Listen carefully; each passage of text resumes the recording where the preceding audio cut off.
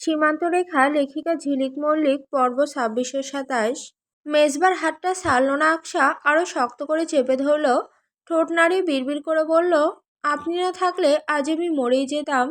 মেজবা ফিসাল হাসে ওর কথা শুনে, মাথায় হাত বুলিয়ে দিয়ে নিচু স্বরে বলে, আমি থাকতে তোমার কিছু হবে, হতে দেব ভেবেছ? বাক্যদয় আকশার কর্ণকুহরে প্রবেশ করে মস্তিষ্কে প্রতিফলিত হতেই ওর ঠোঁটের কোণে বোধ হয় ঘুমের ঘোরেই কিঞ্চিৎ হাসি রেখা ফুটে উঠল বই কি। ও মেজবার হাতটা আরো শক্ত করে চেপে ধরে বিড়বিড় করল, আপনি কি আমাকে ছেড়ে যাবেন? হুম? মেজবা যেন জবাবটা ঠিকমতো শুনতে পায়নি, ওর মুখের কাছে কান এগিয়ে নিয়ে প্রশ্নের পিঠে প্রশ্ন করল। আকশা জ্বরের ঘরে থাকলেও মেজবার প্রতিটা কথা স্পষ্ট শুনতে পাচ্ছে, যেন এক দৈবা শক্তিতে। ও মেজবার কথা শুনে পুনরায় জিজ্ঞাসা করল, আপনি কি আমাকে ছেড়ে যাবেন? প্রশ্নটা করার পর থেকেই তিরতির করে ঠোঁট কাঁপতে লাগলো ওর। মেজবা স্পষ্ট প্রশ্নটা শুনেছে, ওর চাহনি আপাতত আকশার জ্বরে জর্জরিত কম্পমান ঠোঁটজোড়ার দিকে। ওই কম্পরত ঠোঁটজোড়া যেন ভীষণ তৃষ্ণার্ত, কোনো স্পর্শ পাওয়ার জন্য মুখর হয়ে আছে। মেজবা কালক্ষেপণ করল না, আকশার আকাঙ্ক্ষা বুঝেই হয়তো। তৎক্ষণাৎ এগিয়ে ওর ঠোঁটে ঠোঁট ছোঁয়ালো। আকশার প্রশ্নের জবাবে সংক্ষিপ্ত আকারে শুধু বলল, কাউকে শক্ত করে আঁকড়ে ধরলে তাকে সহজে ছেড়ে যাওয়া যায় না। ছোট্ট একটা কথা, তবু এই কথাটা জ্বরের ঘোরের মাঝেও আকশার মস্তিষ্কে বারবার প্রতিধ্বনিত হতে লাগলো। শত সহস্র জনম কেটে যাক, সম্পূর্ণরূপে স্মৃতিশক্তি হারাক, তবু এই কথাটাও কোনোদিন ভুলবে না বোধ হয়। আকশার জ্বরে কাবু কোমল হাত দুটো ওর শার্টের কলার চেপে ধরে রেখেছে। মেজবার ওঠার চেষ্টা করলো না, আকশাকে ওভাবে জড়িয়ে ধরে রেখে আধশোয়া হয়ে রইল। একটানা একই অবস্থানে নড়চড়হীন থাকার কারণে পিঠে শিরদাঁড়ায় প্রচণ্ড বিষ ব্যথা নামল।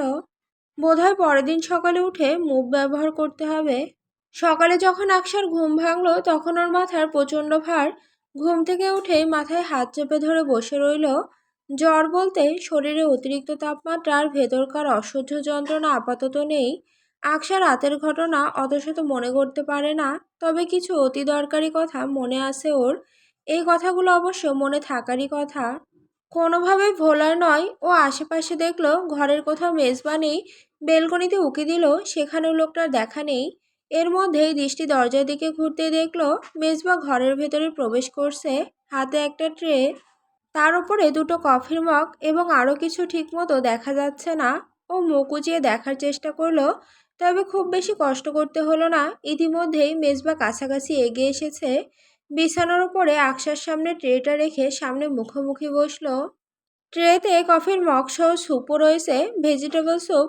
দেখে অভক্তি হলো ওর। মুখ তুলে মেজবাকে দেখলো, ওর পরনে ছাইরঙা স্যান্ডো গেঞ্জি, শরীরের সাথে ফিট নয়, সামান্য ঢিলেঢালা। আকশা এক ধ্যানে দেখে মেজবার হাতের পেশিবহুল বাহু ঘমাক্ত, ফোঁটা ফোঁটা ঘাম স্পষ্ট বোঝা যায়, নিশ্চয়ই ব্যায়াম সেরে এসেছে। মেজবা ওকে সেভাবে দেখলো না, কফির মগ হাতে ধরিয়ে দিয়ে বলল, খেয়ে নাও, মাথা ব্যথা কমে যাবে। আকশা চুপচাপ কফির মগে চুমুক দিল। অর্ধেকের মতো খেয়ে রেখে দিতেই মেজবা ওর দিকে এবার স্যুপের বাটি এগিয়ে দিল। সঙ্গে সঙ্গে আকশা এক প্রকার চিল্লিয়ে উঠল, উদ্বিগ্ন এলোমেলো গলায় বলল, আমি খাবো না, ভেজিটেবল স্যুপ আমি খাই না, এটা নিয়ে যান প্লিজ। খাবে না মানে? এটা তোমাকে খেতেই হবে। গতকাল রাতের জ্বরে শরীর একেবারে ছেড়ে দিয়েছে, এই স্যুপ খেলে শরীরে জোর পাবে। না, আমি খাবো না, ভেজিটেবল স্যুপ খেলে আমার বমি পাই। বমি পাবে না, খেয়ে নাও। না, আমি খাবো না। আকশা এমনভাবে কথাটা বলল যেন কোনোভাবে এই স্যুপ খাবে না। এদিকে মেজবারও চরম জেদি, এত সহজে হাল ছাড়ার লোক নয়। ও আকশার গালে হাত রেখে চোখে চোখ রাখলো। মেজবার চোখে চোখ পড়তেই আকশার এতক্ষণে ধীরভঙ্গি ভঙ্গুর হলো যেন। চোখের পাতা কাঁপতে লাগলো। মেজবা নরম সুরে বলল, কিছু হবে না, স্যুপটা অনেক মজার, বেটার টেস্ট, ট্রাস্ট মি, খেয়ে দেখো। আকশা এক প্রকার দ্বিধাদ্বন্দ্ব নিয়েই স্যুপ মুখে তুলল। সামান্য এক চামচ মুখে তুলতেই অমৃতের মতো ঠেকল। এমন দারুণ ভেজিটেবল স্যুপ এর আগে কখনো খায়নি ও। বমিও পেল না এবার, বরং এত ভালো লাগলো যে জ্বর মুখে গপগপ খেতে লাগলো। খাওয়ার মাঝে সামনে তাকাতেই দেখলো মেজবা ওর দিকে এক ধ্যানে তাকিয়ে আছে, ঠোঁটের কোণে এক চিলতে হাসি। আকশা কৌতূহলে জিজ্ঞেস করলো, স্যুপটা কে রান্না করেছে, আম্মা নাকি চাচি? হুম, তারা না। তাহলে কে? কে আবার হবে? আমি। দাম্ভিকতার সহিত বলা জবাবটা শুনে স্বয়ংক্রিয়ভাবে ভ্রু কুঁচকে গেল আকশার। একই সাথে মুখ হাঁ হয়ে গেল। ভীষণ অবাক হয়েছে ও। মেজবা স্যুপ রান্না করতে পারে, তাও এত ভালো। ওর বিস্ময় দেখে মেজবা একই রকম দাম্ভিক হেসে বলল, অবাক হওয়ার কিছু নেই, সিভিলিয়ান নই আমি, আর্মড অফিসার। আর আমাদের প্রফেশনের মানুষদের সব কিছু জানতে চাই। ইভেনচুয়ালি আমি সব কাজ জানিও, রান্না বান্না বা হাতের খেল বুঝলে। অবশ্য তোমার মতো ব্লাডি সিভিলিয়ান এটা বুঝবেও না। কটাক্ষতা আপাতত গায়ে মাখল না আকশা। কিছু পুরুষ আসলে এমনই, হিউমিলিয়েট করা তাদের রক্তে মিশে আছে। মেজবাও তাদেরই একজন। হঠাৎ আকশার কিছু একটা মনে পড়তেই চট করে বলল, একটা কথা জিজ্ঞাসা করি আপনাকে। করো। আপনি রাতে আমাকে একটা কথা বলেছিলেন। মেজবা সরু চোখে আকশার দিকে তাকায়। আকশা উপেক্ষা করে বলতে থাকে, বলেছিলেন কাউকে শক্ত করে আঁকড়ে ধরলে তাকে নাকি সহজে ছেড়ে যাওয়া যায় না। শক্ত করে আঁকড়ে ধরলে মানে? বুঝতে পারিনি আমি। আমি কখন এসব কথা বললাম? বলেননি। বলেছিলেন তো আমার কাছে বসে। আর ভুল শুনেছ তুমি, কানে প্রবলেম আছে, ইমিডিয়েট ডাক্তার দেখানো জরুরি। না, আমি ভুল শুনিনি, আপনি বলেছিলেন। আর আমাকে? তোমাকে কি? মেজবা ভ্রু উঁচিয়ে প্রশ্ন করল। আকশা ওর ওই চাহনি দেখে থেমে গিয়েও পর মুহূর্তে বেশ সাহস জোর করে বলল, আমাকে চুমু খেয়েছিলেন। তাই নাকি? চুমু খেয়েছিলাম। তো আমার ঠোঁটের টেস্ট কেমন ছিল? হুম। আকশা এ পর্যায়ে এসে থমকে যায়। লজ্জা দ্বিধা জড়িত হলে একরাশ।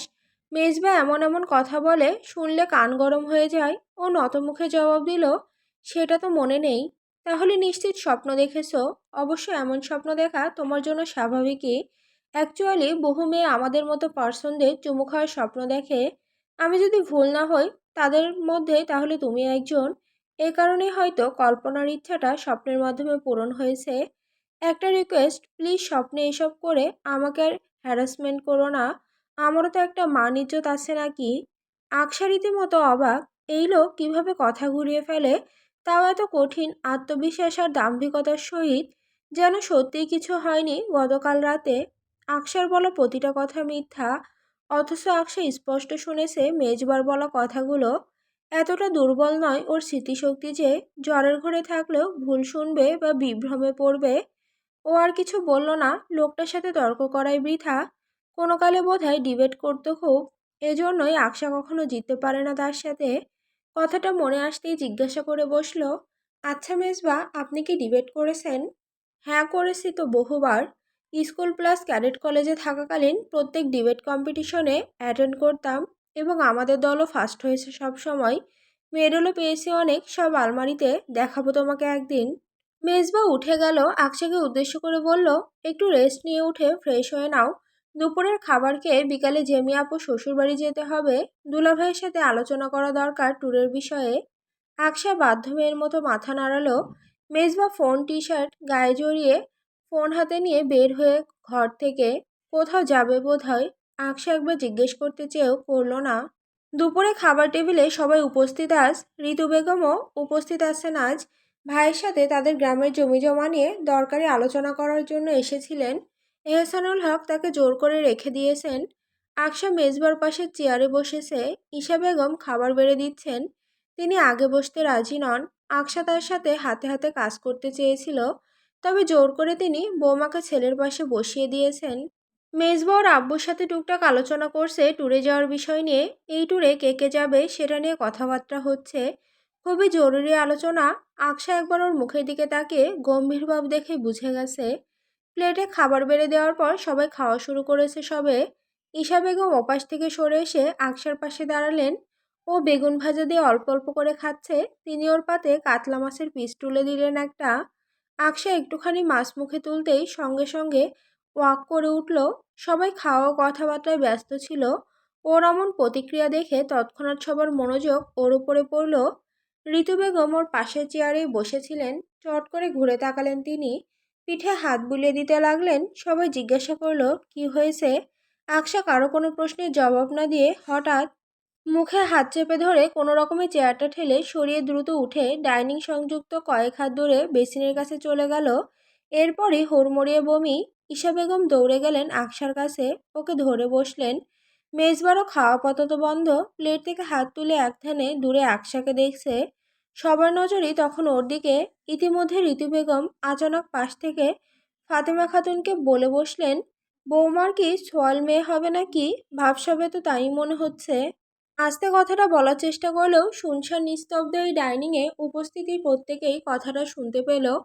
মেজবা ঘাড় ঘুরিয়ে একবার ফুপুকে দেখে প্লেটে হাত ধুয়ে উঠে গেল টেবিল থেকে। ঋতু বেগম ওকে উঠে যেতে দেখে মিসকে হেসে ফাতিমা খাতুনকে বললেন, আব্বা মনে হয় লজ্জা পাইছে। আকশাকে ওর শাশুড়ি সাবধানে ধরে নিয়ে এসে পুনরায় টেবিলে বসিয়ে দিলেন। আকশার মুখ ফ্যাকাশে হয়ে গেছে, এক রাতেই চোখ বসে গেছে পুরো, ভীষণ ক্লান্ত দেখাচ্ছে ওকে। ঋতু বেগমের কথার সূত্র ধরে আপাতত কেউ কোনো প্রশ্ন বা জবাবদিহিতা চাইলেন না। এহসানুল হক তার স্ত্রীকে উদ্দেশ্য করে বললেন, বৌমাকে খাইয়ে দাইয়ে ঘরে পাঠিয়ে দাও, ওর একটু বিশ্রাম নেওয়া প্রয়োজন, শরীরের হালত খুবই খারাপ মনে হচ্ছে। ঈশা বেগম নিজ হাতে আকশাকে খাইয়ে দিলেন। খাওয়া শেষ হলে ওকে উঠিয়ে ধরে ঘর অবধি দিয়ে আসলেন। যাওয়ার সময় আকশা তাকে বলল ঘরের দরজাটা টেনে দিয়ে যেতে। ঈশা বেগম তাই করলেন। ক্লান্ত শরীরে কখন যে ঘুমিয়ে পড়েছিল সেই খেয়াল ছিল না আকশার। ঘুম ভাঙল অতিরিক্ত ঠান্ডার কারণে। আধো ঘুমো চোখ মেলে দেখল ফ্যান চলছে বেশ পাওয়ারে। এদিকে আবার ওর গায়ে কম্বলও টেনে রাখা। আকশা দীর্ঘ সময় নিয়ে মস্তিষ্কে চাপ প্রয়োগ করে অবশেষে মনে করতে পারল কাজটা আসলে ওরই। শাশুড়ি চলে যাওয়ার পর ফুল স্পিডে ফ্যান চালিয়ে কম্বল মুড়ি দিয়ে শুয়েছিল। বেশ আরামই ঠেকছিল এমন পরিবেশে। কিন্তু ঘুমানোর বেশ কিছুক্ষণ পরে এই আরামটা সাজা হয়ে দাঁড়িয়েছে। অতিরিক্ত ঠান্ডার কারণে অসুস্থতা আরও দ্বিমাত্রিকতায় বেড়েছে। আকশার কম্পমান শরীরে শরীরে সর্বোচ্চ জোর খাটিয়ে উঠে গিয়ে ফ্যানের পাওয়ার কিছুটা কমিয়ে দিয়ে আসলো। একেবারে কমালো না, সম্পূর্ণ কমিয়ে দিলে ওর আবার অস্বস্তি হবে। পুনরায় বিছানায় এসে কম্বল জড়িয়ে হাঁটুতে মুখ ঠেকিয়ে বসলো। এই ঘরে একটা দেওয়াল ঘড়ি আছে। সফেদ রঙের ঘড়িটা দারুণ কারুকার্য শোভিত। অবশ্য হওয়ারই কথা। ঘরটাকে আর দেখতে হবে না। জনাব মেজবা ইফতেখারের শৌখিন লোক। মাথার চুল হতে শুরু করে নিজ ঘরের প্রতিটা কোণা সব পরিপাটি করে রাখতে পছন্দ করে। মেজবার কথা মাথায় আসতেই আকশার খেয়াল হলো লোকটা এখনো বাড়ি ফেরেনি। সেই দুপুরে যে খাবার টেবিল থেকে উঠে তড়িঘড়ি করে ঘরে গিয়ে তৈরি হয়ে বাইরে বের হলো, তারপর থেকে আর দেখা সাক্ষাৎই নেই। লোকটা গেল কোথায়? কারোর সাথে দেখা করতে, হয়তো বন্ধু বান্ধবদের নিয়েই কোথাও আড্ডা দিচ্ছে। কিন্তু কিভাবে পারছে এই কাজ করতে? এদিকে বউটা তার ঘরে অসুস্থ হয়ে পড়ে আছে, আর সে সেই ভর দুপুরে বাইরে বেরিয়ে এখন এই সন্ধ্যা নাগাদও ফিরছে না। এতটুকু কি বিবেকে বাধছে না তার? অবশ্য বাঁধবেই বা কী করে? আকশা যে তার নামমাত্র বউ, শুধু কাবিননামাতেই স্বাক্ষর রয়েছে, তার হৃদয়ে তো আর জায়গা করে নিতে পারেনি। অবশ্য সে আশাও করে না আকশা। কিন্তু এই দীর্ঘ সময় একসাথে থাকার বিনিময়ে কি এতটুকু প্রাপ্য নয় আকশার? মনকে স্থির করতে পারে না ও, পারে না কোনো বুঝ দিতে। চোখ হতে অবাধ্য অশ্রুকণা গড়িয়ে পড়ে গাল গলা বেয়ে। গরম সেই অশ্রু জ্বরের তাপে এও যেন উত্তপ্ত হয়ে গেছে। আকশা মোছে না, গালেই শুকিয়ে যেতে দেয়। এই অশ্রুকণা যতক্ষণ স্থায়িত্ব হবে ততক্ষণ ওকে মনে করিয়ে দেবে ওর স্বামীর কাছে কতটা উপেক্ষিত। মেজবা বাসায় ফিরল ঠিক মাগরিবের আজানের কিছু সময় পরে। ফিরলেও বেশ তাড়াহুড়ো করেই, যেন কোনো জরুরি কাজ রয়েছে বাড়িতে। বাইকটা বাইরের ছাউনিতে গাড়ির পাশে রেখেই দ্রুত খোলা কেচি গেটের ভেতরে ঢুকে সিঁড়ি বেয়ে উপরে উঠে আসলো। ঈশা বেগম ড্রয়িং রুমেই ছিলেন, ঝাড়ু দিচ্ছিলেন। মেজবা কেমন হন্তদন্ত হয়ে ভেতরে ঢুকতে দেখে ঝাড়ু রেখে এগিয়ে আসলেন। ছেলের ঘেমে নিয়ে একাকার অবস্থা। দ্রুত গিয়ে ডাইনিং থেকে এক গ্লাস পানি এনে মেজবার হাতে দিলেন। মেজবা দাঁড়িয়ে ঢকঢক করে পানি খেতে ঈশা বেগম অস্থির হয়ে বললেন, বসে খাওয়া বা বিষম লাগবে তো। বসার টাইম নেই মামনি। মেজবা বাকি পানিটুকু শেষ করে গ্লাসটা মায়ের হাতে দিল। গ্লাস রেখে পুনরায় ফিরে এসে ঈশা বেগম জিজ্ঞাসা করলেন, এত তাড়া কিসের আব্বা, কি হয়েছে? মামনি, ওকে আমি হসপিটালে নিয়ে যেতে চাইছি। ঈশা বেগম ওকে শব্দটার অর্থ বুঝলেন।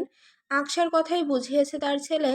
ছেলের কথা শুনে মনে জড়ো হওয়া দ্বিধাদ্বন্দ্ব এক প্রকার কাটিয়ে শান্ত স্বরে জিজ্ঞাসা করলেন, তোমার ফুফু যেই কথা বলল সেটা সত্যতা যাচাই করতে? জি। মেজবা যেন বুঝতে পারিনি মায়ের প্রশ্ন, এজন্য পাল্টা প্রশ্ন করল। ছেলের সামনে এসব কথাবার্তা সরাসরি বলা যায় না, এজন্য ঈশা বেগম ঘুরিয়ে পেঁচিয়ে বললেন, ফার্মেসি থেকে দরকারি জিনিস আনলে বাসায় বসে টেস্ট করা যেত। বৌমার শরীরটা এমনিতেও ভালো না, এই অবস্থায় হসপিটাল অবধি যেতে পারবে কিনা সন্দিহান। মেজবা বিষম খেতে গিয়েও জোর প্রচেষ্টায় নিজেকে আটকালো। এরপর স্থির হয়ে নম্রভাবে বলল, এসব কিছু নয় মামনি, ফুপোর মন গড়া কথা। মূলত তোমার বৌমার গতকাল রাত থেকেই খুব জ্বর। তোমরা যেটা ভাবছো সেটা না। রাতে মেডিসিন দিয়েছিলাম, তবু জ্বর কমেনি, বরং বেড়েছে। আর সাথে বমি হওয়া তো আছেই। এটা স্বাভাবিক নয় মামনি, তাই হসপিটালে নিতে চাচ্ছি। ঈশা বেগম সরাসরি কখনো নাতি নাতনির ইচ্ছা পোষণ না করলেও আজ ঋতু বেগমের কথায় কিছুটা আশ্বাস পেয়েছিলেন। চোখে মুখে একটা অন্যরকম উজ্জ্বলতা, বলা চলে খুশির ঝলক দেখা গিয়েছিল। ছেলের কথা শুনে মুখ কিঞ্চিত মলিন হলো এবার, তবে সেটা মেজবাকে বুঝতে দিলেন না। ঠোঁটের কোণে মৃদু হাসি ফুটিয়ে বললেন, ঠিক আছে, যাও ওকে ডাক্তার দেখিয়ে আনো। হসপিটাল থেকে জেমি আপুদের বাসায় যাব, ফিরতে দেরি হতে পারে। আচ্ছা আব্বা, চাবি একটা নিয়ে রাখো তোমার কাছে। রাত করে ফিরলে ওই চাবি দিয়ে দরজা খুলো। বাসার একটা চাবি নিয়ে নিজ ঘরের দিকে পা বাড়ালো মেজবা। আকশা দীর্ঘ ঘণ্টাখানেক হাঁটুতে মুখ ঠেকিয়ে একপাশে ফিরে একইভাবে চোখ বুজে বসেছিল। দরজা খোলার শব্দে তড়িৎ ঘাড় ঘুরিয়ে বিপরীত পাশে ঘুরে দরজার দিকে তাকালো ও। মেজবা ঘরে ঢুকে ওকে এক পলক দেখে ওয়ার্ড্রোবের দিকে এগোতে এগোতে আকশাকে উদ্দেশ্য করে প্রশ্ন করলো, জ্বর কমেছে?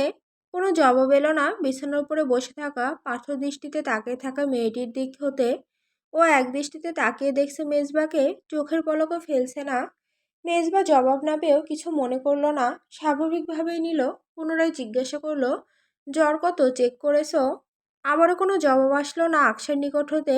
মেজবা ওয়ার্ড্রোব থেকে একটা অব্যবহৃত নতুন শার্ট এনে বিছানার উপর রেখে গায়ের ঘামে ভেজা শার্টের বোতাম খুলতে খুলতে উদ্বিগ্ন গলায় বলল, জ্বরটা চেক করে নিতে সাইড টেবিলে তো মেডিসিন বক্সে থার্মোমিটার রাখা ছিল।